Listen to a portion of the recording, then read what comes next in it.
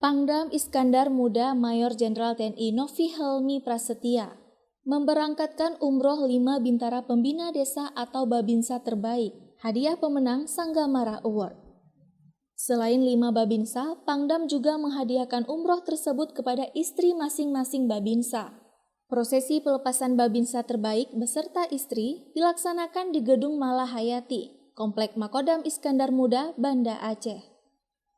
5 Babinsa terbaik yang mendapatkan hadiah umroh masing-masing yakni Sertu Darlianto dari Kodim 0104 Aceh Timur, Koptu Ismail dari Kodim 0117 Aceh Tamiang, Koptu Sugianto dari 0114 Aceh Jaya, Koptu Hendra dari Kodim 0110 Abdia, dan Serda Hazami dari Kodim 0101 KBA.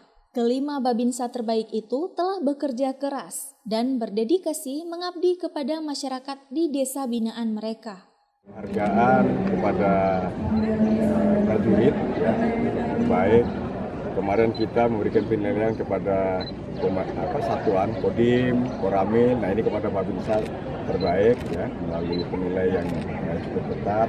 Dan hari ini ada 5 Babinsa beserta dengan istrinya kita berangkatkan untuk melaksanakan ibadah umroh. Ya ini tentunya untuk dapat memotivasi kepada prajurit lainnya yang di jajaran Kodam, teruslah berbuat baik ya, untuk satuan, untuk masyarakat. Ya.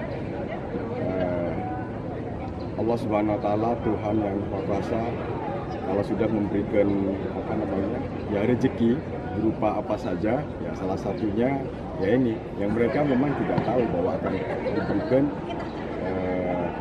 reward untuk ibadah umroh. Serda Hazami dari Kodim 0101 KBA merasa terharu mendapat apresiasi dari Pangdam Iskandar Muda atas penghargaan yang diberikan kepadanya. Alhamdulillah sekali kami berlima mendapatkan hadiah umrah ini, hadiah yang tidak kami sangka-sangka.